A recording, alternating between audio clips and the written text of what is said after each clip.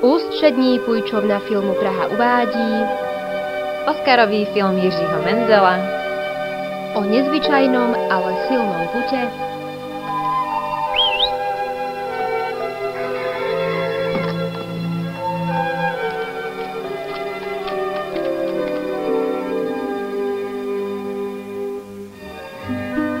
o snívaní,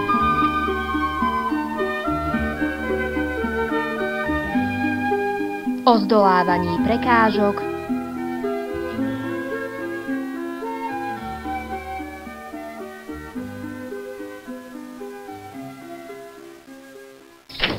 Rákosníkem končím. To ti hlásím. Ať si s ním užije zas někdo jiný. o věre a nádeji, Přísahej mi tady pod obrázkem svých rodičů ubohých zemřelých, jestli jsi tady nějakou měl.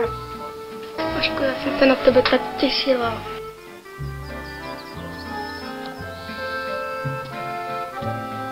o láske, Ježiši, Vašku, neblázni.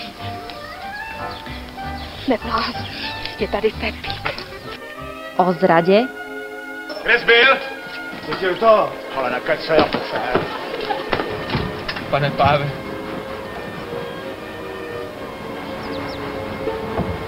Pane Páve, já nechci Turkovi. ale aj o ľudskej dobrote a pomoci. Poslechni otíku.